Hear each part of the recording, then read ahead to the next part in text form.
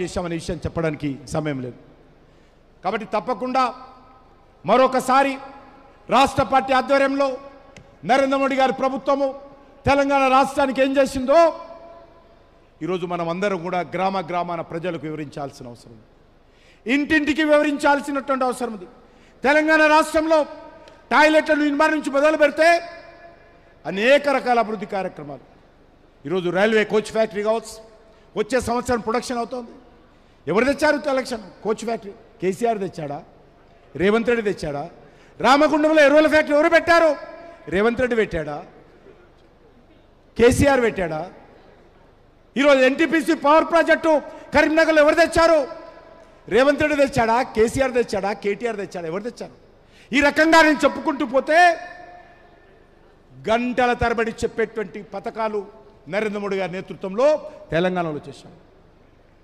తప్పకుండా రానున్న రోజుల్లో ఇదే ఎజెండాతో నరేంద్ర మోడీ గారు తెలంగాణకి ఏం చేశారో ఎజెండాతో ముందుకెళ్ళాలి. అదొకటే కాదు, ఈరోజు తెలంగాణ రాష్ట్రంలో కూడా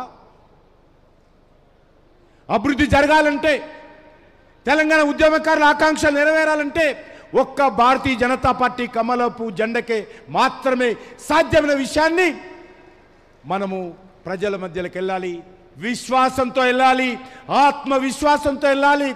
ఈరోజు ఎవరిని కలిసినా, ఏ ఎమ్మెల్యేలను కలిసినా, ఏ ఎంపీలను కలిసినా, ఏ మీడియా పర్సన్ని కలిసినా మీకు అవకాశం ఉంది, ప్రజలు మీ వైపు చూస్తున్నారని పదే పదే మాట్లాడుతున్నారు.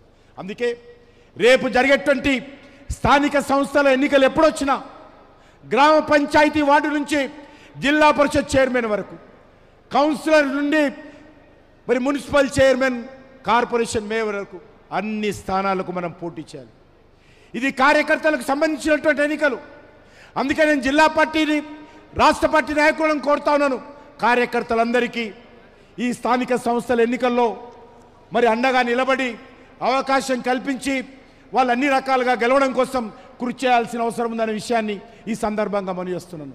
తప్పకుండా స్థానిక సంస్థల ఎన్నికల్లో మనం ముందుకెళ్ళాలి. అంతేకాకుండా ఈరోజు మనకందరికీ తెలుసు, ఈ రాష్ట్రంలో గతంలో అనేక మంది అధ్యక్షులుగా పనిచేశారు. అనేక మంది అధ్యక్షులతో కలిసి పనిచేసేటువంటి అదృష్టం నాకు లభించింది. ఒక విద్యార్థిగా ఉన్నప్పటి నుంచి 1980లో బీజేపీ ప్రారంభమైనప్పుడు డిఎస్పీ రెడ్డి గారు మొదటి అధ్యక్షులుగా పనిచేశారు. ఆ తర్వాత పివి చలపతిరావు గారు, బంగారు లక్ష్మణ్ గారు, వి రామారావు గారు, వెంకయ్య నాయుడు గారు, విద్యాసాగర్ రావు గారు, బండారు దత్తాత్రేయ గారు, చిలకం రామచంద్రరెడ్డి గారు, ఇంద్రసేనారెడ్డి గారు, డాక్టర్ లక్ష్మణ్ గారు, బండి సంజయ్ గారు, ఈరోజు రామచంద్రరావు గారు అధ్యక్షులుగా ఉన్నారు. కాబట్టి అనేక మంది అధ్యక్షులుగా పనిచేశారు. కాబట్టి ఇది నిరంతరం కొనసాగేటువంటి ప్రక్రియ. ఈ ప్రక్రియ కార్యకర్తలు అర్థం చేసుకోవాల్సిన అవసరం ఉంది. ఈరోజు నా పార్టీ అధ్యక్షుడు ఎవరు కాలో మా పార్టీ నిర్ణయిస్తారు, మా పార్టీ కార్యకర్తలు నిర్ణయిస్తారు.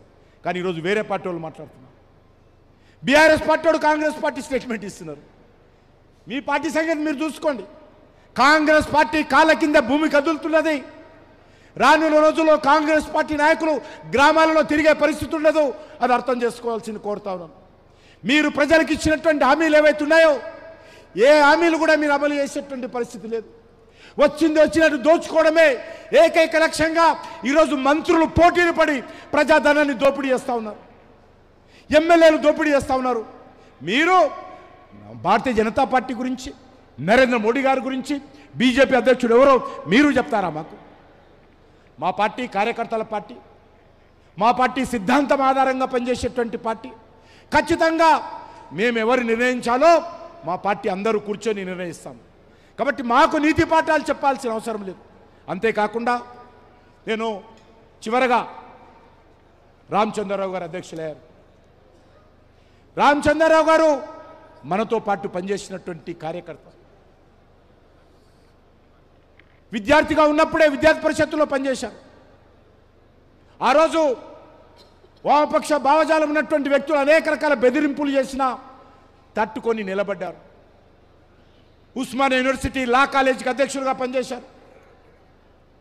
ఆ తర్వాత భారతీయ జనతా యువమోర్చాలో పనిచేశారు. అనేక సార్లు వారికి లాఠీ చార్జ్ అయింది. ఇప్పుడు కూడా కాలు ఏదైతే కుంటుతుంటాడో ఆ కాలు పోలీసుల లాఠీ చార్జీలో గాయమై నెలల తరబడి హాస్పిటల్లో ఉన్నటువంటి వ్యక్తి రామచంద్రరావు గారు. చాలామందికి తెలియదు.